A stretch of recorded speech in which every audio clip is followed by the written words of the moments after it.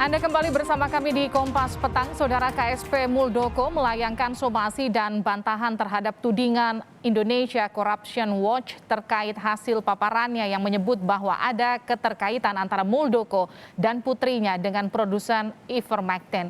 Muldoko menunjuk pengacara senior Otto Hasibuan dalam kasus ini. Melalui kuasa hukumnya, Otto Hasibuan mengatakan pihaknya memberikan somasi dan bantahan terhadap tudingan ICW yang ditujukan kepada KSP Muldoko karena dinilai mencari untung lewat obat COVID ivermectin. Otto Hasibuan mengatakan tidak ada kaitan bisnis dengan ivermectin dan ekspor beras sebagaimana yang disebut oleh ICW. Pernyataan ICW yang menyatakan bahwa ada kerjasama antara produsen ivermectin PT Harsen Laboratories dengan Muldoko dianggap sebagai tudingan yang tidak benar dan fitnah.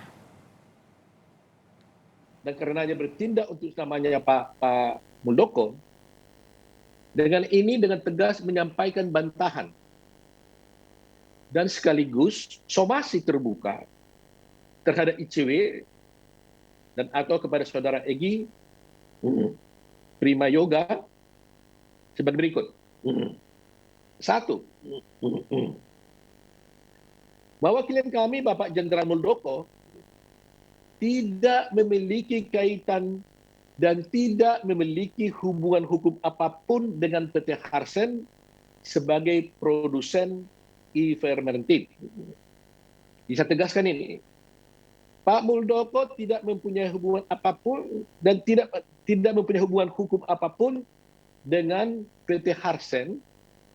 Karena PT Harsen ini adalah produsen ivermectin. Nggak ada hubungan hukumnya. Sebelumnya, Indonesia Corruption Watch melakukan hasil penelitiannya selama 1 bulan terakhir untuk melihat keterkaitan PT Harsen Laboratories produsen ivermectin dengan sejumlah elit politik di Indonesia. ICW menyebut adanya dugaan PT Harsen Laboratories memiliki hubungan dengan Kepala Kantor Staf Kepresidenan Muldoko. Saudara, Kepala Kantor Staf Presiden atau KSP Muldoko melalui kuasa hukumnya mengambil langkah hukum atas tudingan ICW yang mengatakan ada keterkaitan PT Harsen Laboratories dengan KSP Muldoko. Untuk mengulasnya, sudah ada kuasa hukum KSP Muldoko, Otto Hasibuan. Selamat sore, Pak Otto. Pak sore. Pak Otto, kabar baik. Pak Otto, ketika Pak Muldoko merasa namanya dicemarkan, kenapa melayangkan somasi bukan langsung melaporkan? Ya, jadi itulah bentuk kenegarawanan daripada Pak Muldoko. Pak Muldoko mencoba untuk arif dan bijaksana untuk bisa menyelesaikan persoalan. Sebab kalau dia langsung laporkan, pasti orang pikir wah ini mentah Kepala Staf Presiden, sewenang-wenang, langsung main lapor dan sebagainya. Jadi dengan arif dan bijaksana beliau mengatakan pada saya, coba ini diselesaikan dengan cara yang terbaik, tidak usah ribut-ribut kalau bisa, dan selalu dikatakan bahwa laporan pidana itu sesungguhnya upaya terakhir dan sebagai ultimum remedium. Oleh karena itu, kami sebagai kuasa hukum memberikan kesempatan kepada ICW, tidak berikan kesempatan. Kalau kalian punya bukti bahwa Pak Muldoko bermain di dalam beras, berbisnis dalam ivermectin, coba ajukan buktinya, ya kan? Jadi kita main enak kan? Kasih bukti, kalau ada ya sudah, kita lihat kelanjutannya. Tapi kalau memang tidak ada bukti, ya sudah, kita juga nggak mau laporkan Anda. Cukup cabut pernyataan Anda, minta maaf secara terbuka di media massa. Ya sudah, kita selesai, kita anggap begitu. Jadi Pak Muldoko ini memang sebagai arif dan bijaksana ini. Walaupun sesungguhnya kami sebagai kuasa hukum sudah mempunyai kuasa hukum yang kuat bahwa bukti-bukti bahwa ini adalah pencemaran nama baik dan fitnah ini sudah terpenuhi unsurnya. Oke. Ya gitu. Tapi Pak Muldoko walaupun dia yakin bahwa ini adalah cukup unsur, ya tetap kasih kesempatan lah kepada ICW lah. Jadi kita ini kan negara hukum dan kita coba selesaikan dengan cara yang baik-baik. Gitu. Tapi kesempatan untuk kemudian memenuhi tuntutan somasi yang dilayangkan oleh pihaknya Pak Otto dan juga Pak Muldoko ini hanya 1 kali 24 jam. Ini waktu tunggunya basa-basi atau seperti apa nih Pak Otto? Singkat sekali waktunya.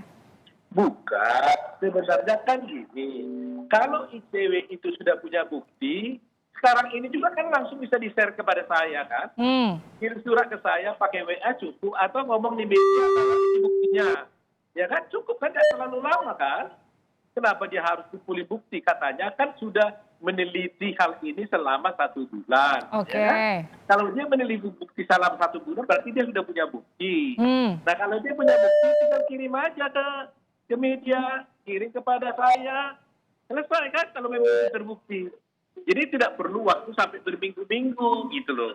Jadi oleh karena itu, kalau memang dia punya bukti, ya saya pikir 1 kali 24 jam itu cukup lah, ya kan? Oke. Terlalu sulit, karena kita tidak mau ini berkepanjangan gitu loh, ya kan? Mau baik-baik, selesaikan, dia cabut pernyataannya, dia minta maaf, ya sudah Pak Muldoko juga bisa memaafkan, ya kan? Asal dia minta maaf secara terbuka dan menjauh pernyataannya. Tapi kalau memang tidak, ya tidak ada pilihan dong buat Pak Muldoko kan. Nama baik kan harus diperbaiki, ya kan? Ya salah satunya karena kita negara hukum, ya ketempuh dengan jalur hukum. Tapi tetap memberikan kesempatan kepada ICW untuk bisa mengklarifikasi dan memberikan bukti-bukti keterlibatan Pak Muldoko, apakah betul dia bermain bisnis beras atau tidak. Oke, Pak Oto, saya minta konfirmasi langsung dari Anda. Jadi tidak ada hubungan apapun antara Muldoko dengan PT Harsen yang dikatakan ICW mencari keuntungan dalam COVID? Tidak ada. Definitely tidak ada. Jadi pernyataan dari ICW itu kan dikatakan kan ada keterkaitan semuanya kan. Nah, termasuk kepada PT Norpay umpamanya kan.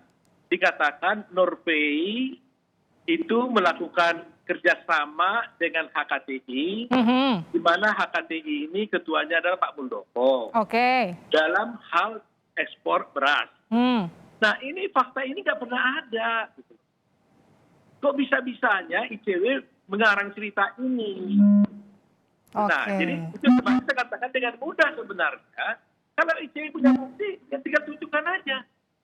Nah ini kan bayangkan ya, seorang kepala staf presiden dituduh main ekspor beras, ini bukan suatu hal yang mudah loh. Itu bukan main-main loh. Ini serius ini. Karena kepala staf presiden dituduh main beras gitu loh. Itu nggak main-main. Jadi tapi kan di sini memang di mana disebutkan jabatan Pak Muldoko sebagai Ketua Umum HKTI, Pak Oto. Kalau Anda lihat di wawancara dia di waktu di link virtualnya itu, berkali-kali Egy itu menyebut Pak Muldoko yang juga sebagai kepala staf presiden. Selalu kepala staf presidennya dibawa-bawa. Berulang-ulang dan berkali-kali. Jadi dari segi hukum kita merasa melihat ada mens rea gitu loh. Ada niat kelihatannya untuk mengedepankan, membuat opini bahwa memang Pak Muldoko ini melakukan bisnis beras ini sebagai kepala staf presiden. Nah kalau ini nuansanya, ini kan seakan-akan Pak Muldoko menyalahgunakan kewenangan jabatan, gitu kan? Ya, itu berbahaya, gitu. Jadi Anda melihat apa? Ada muatan politis kah di sini untuk menjatuhkan Pak Muldoko atau memang ini sekedar tudingan yang dilayangkan oleh ICW terhadap Pak Muldoko? Itu terus terang aja saya nggak bisa menyebutkan bagaimana, kan itu kan seharusnya ICW yang harus menjawab itu. Walaupun di pikiran saya memang selalu bertanya-tanya, apa kepentingannya Pak ICW untuk mendiskreditkan Pak Muldoko? Apa tujuannya ICW menfitnah Pak Muldoko? Ya kan? Nah tentunya kan kita bertanya-tanya, ya kan? Sebab apa? ICW kan Indonesian Corruption Watch, ya kan?